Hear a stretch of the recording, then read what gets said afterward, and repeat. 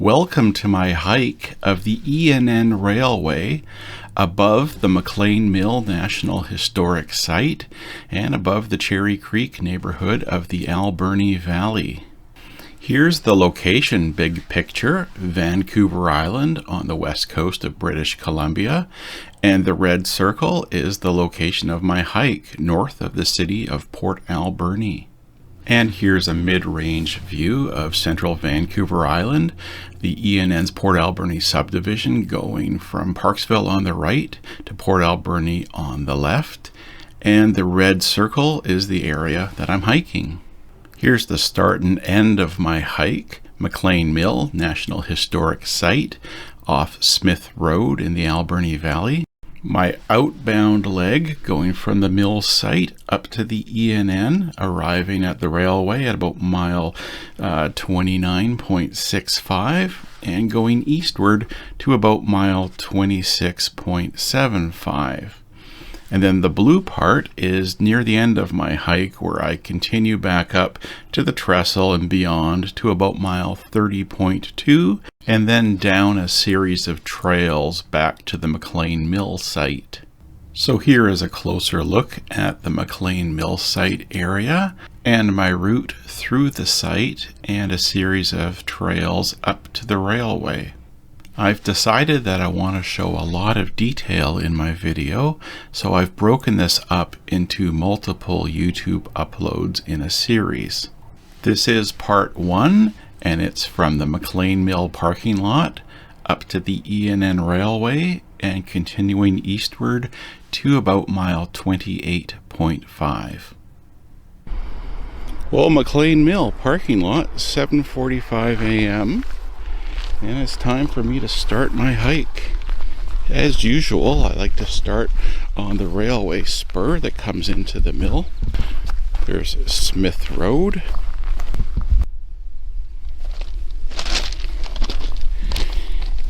Here's the station platform. Last time it saw a train was 2018. Hopefully it'll happen again in the future, but that's unknown to me.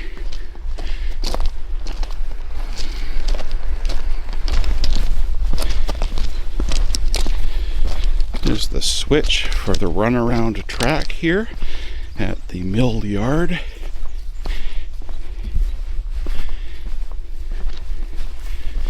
And there's the shed with the old caboose. Lots of interesting old artifacts here on the mill property.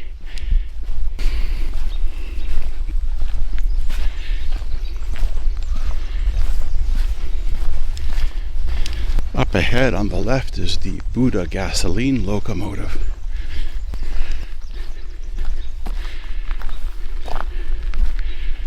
Dressed up in the colors of the R.B. McLean Lumber Company.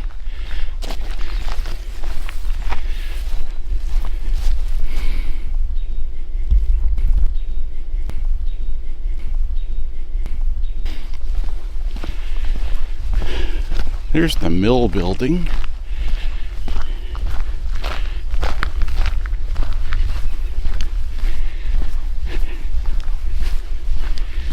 This is a really interesting place to walk through.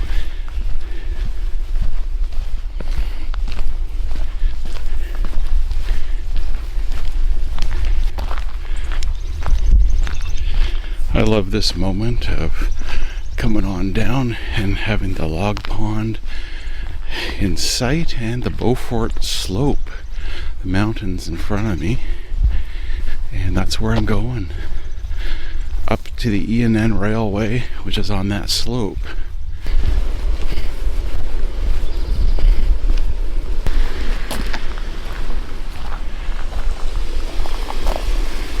Oh yeah, that is nice.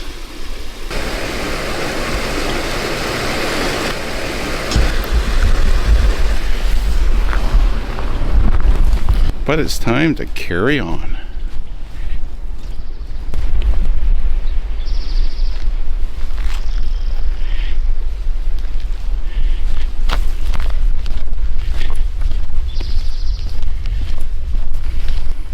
Here's where the mill used to do yarding demonstrations with the stadium seats. The steam donkey.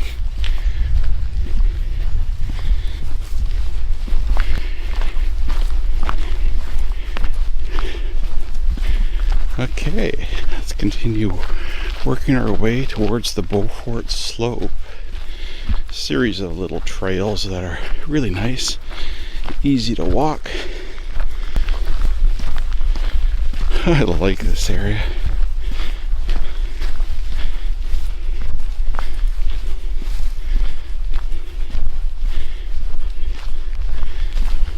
It's a good time to mention that I came here 4 times during the year 2022, all 4 seasons, so I saw it in a lot of diversity. I enjoy this area to hike, but it's been 5 months since my last visit, which was late October. Here's one of my favorite areas where I come out of the trees into a logging cut block area, but nice views and lots of fog lingering. I'm going to enjoy some fog today up on the Beaufort slope along the railway. Here's the intersection of a little logging road. I'll go across and take the log train connector trail. As I gain elevation, here's my looking back view. The barn in the distance. I passed at the edge of the mill property. And let's go into the woods to the log train trail. And here's the log train trail going left and right. And I'm just going right and then almost an immediate left on the trail up to the Beauforts. Is the signage? Yeah, I'm going right. Well, there's the log train trail that way. That's where I came from.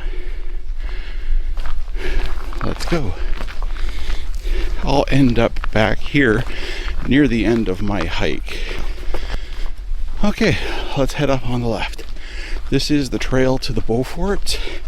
It's a short, steep, rough trail that gets me to the railway. And this is the 5th time I've done this.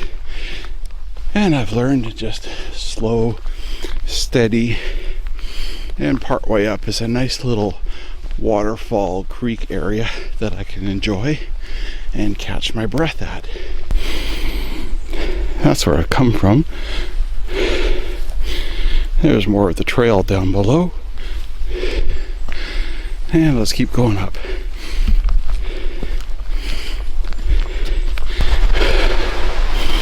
Looking on down. I'm going up there, but the easier way by the trail.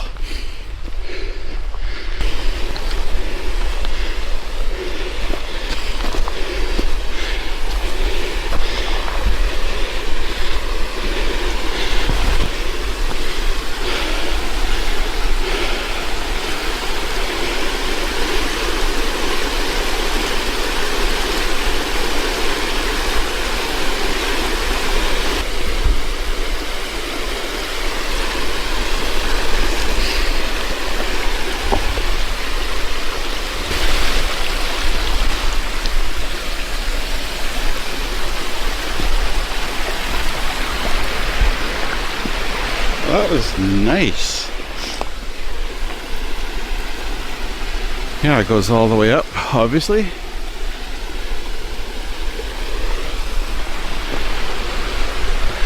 I'm almost at the railway.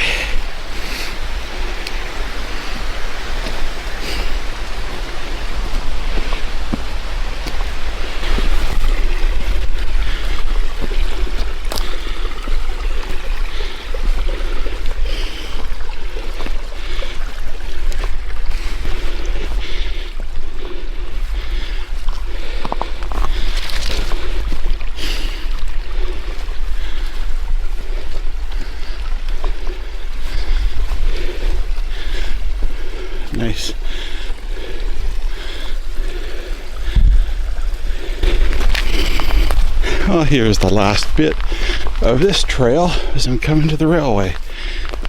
About mile 29.65.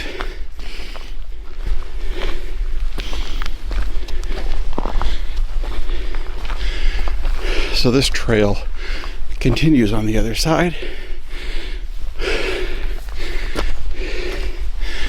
There's looking railway west.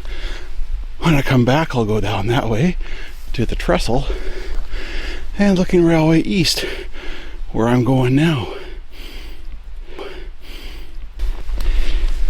Okay, let's do it.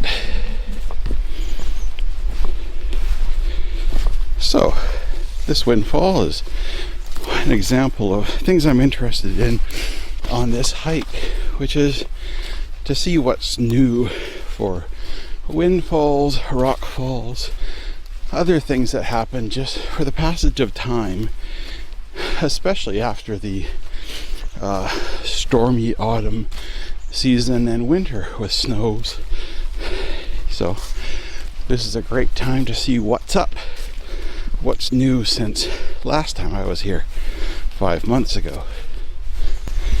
So the purpose of the hike, as always, is to get exercise, get outside. It's great for my physical health, my mental and emotional health.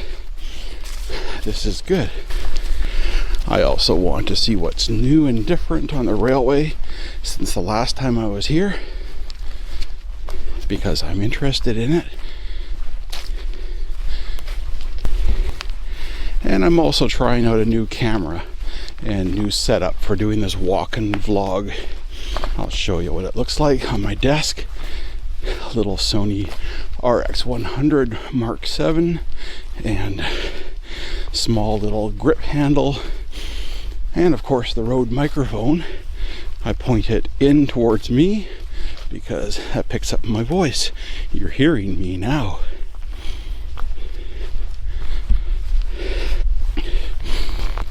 But I'm such a creature of habit that it's always a big adjustment for me just to get used to new things and the little things, like new ways of holding things, all that fussy little detail stuff that can really cause me to fuss too much. But it's important that I just get used to it.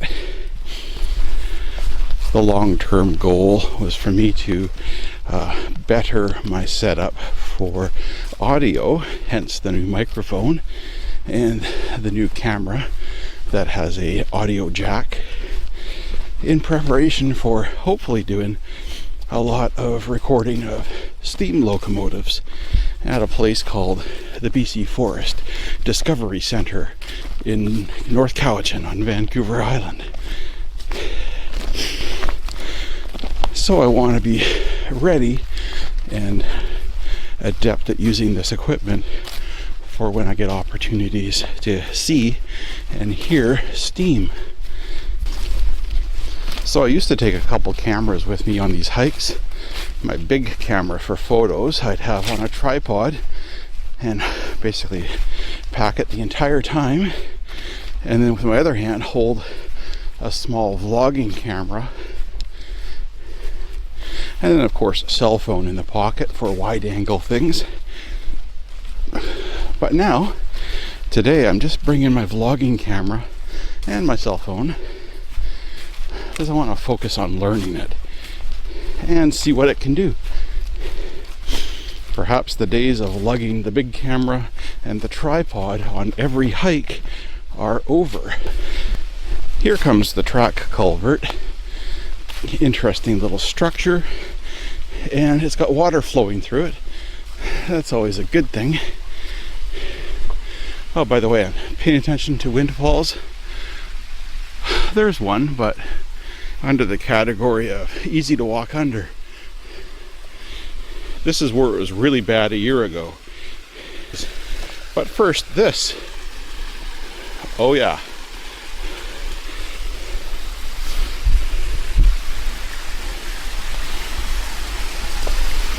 There's a lot of water flowing through there. A little bit on that one, and a little bit on that one.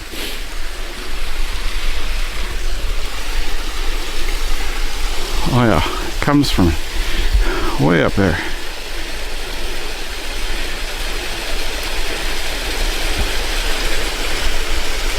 Works its way down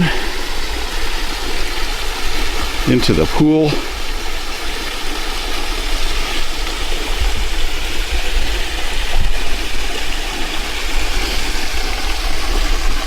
And then drains down.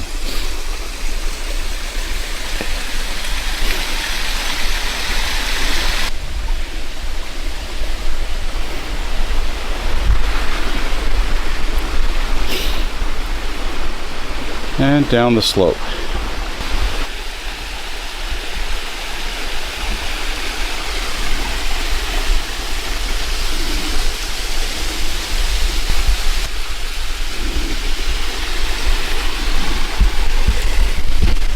Okay, let's continue. See how the trees are. This is nice. These are the trees that were cut sometime summer 2022.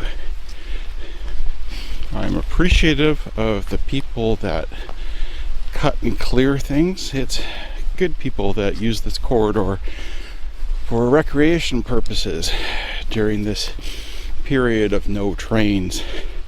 So yeah, good time to mention that the last time a train ran through here was early 2002. That was bringing the mill switcher locomotive out to the east side of the island.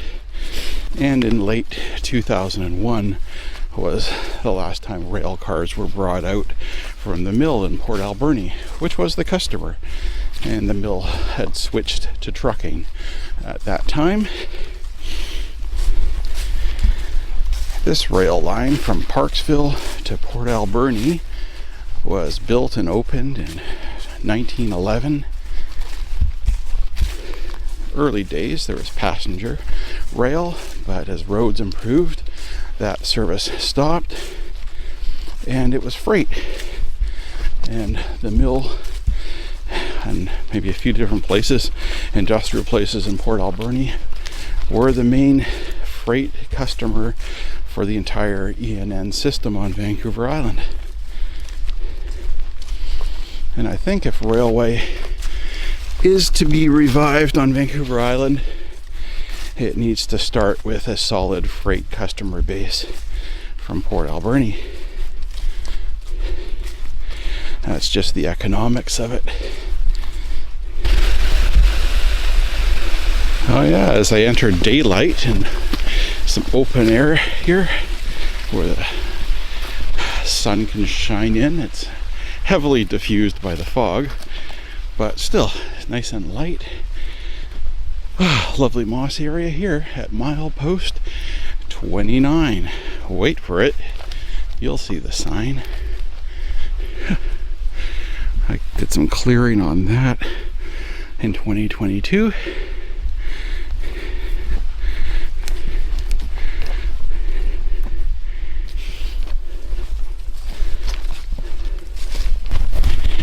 Oh yeah, here's the fog. Fogberny Valley. Nice. Nice and cool, but not cold. Nice diffuser of the sunlight. My camera appreciates that. And I like the eerie mood. Signpost says, hey, if you got some sort of blade, like a snowplow, you need to lift it because there's an obstruction ahead.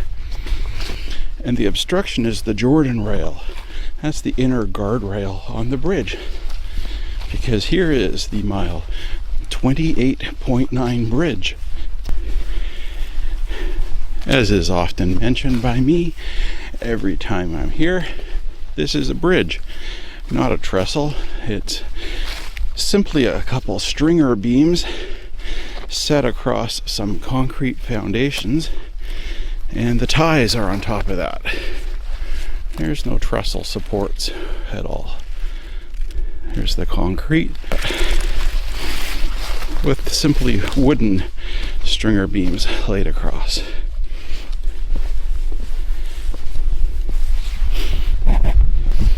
And and a bed of maple leaves. Hard to believe that these leaves will find a way to lose to the Bruins again in April. Okay, until next time, which will be in a couple hours. I'll come back here, but continue eastward. This next mile is really pretty. There's a few open areas, but there's a lot of areas in tree corridors, tree canopies. Nice long straightaway with some moss carpet covering the ties. Lessens my risk of slipping, but hey, that's just me. I like the fog.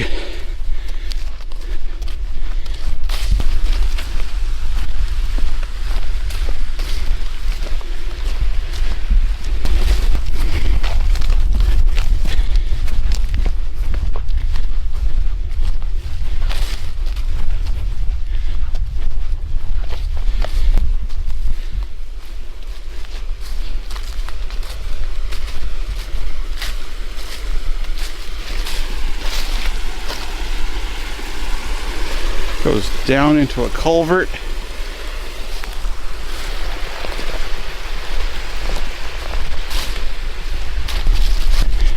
This is the area with significant maple leaves in the autumn season. But here in the middle of March, not so much, except for all the evidence on the ground. Thanks for watching episode 1. In episode 2, I'll explore an old rock slide area and I will walk into the light.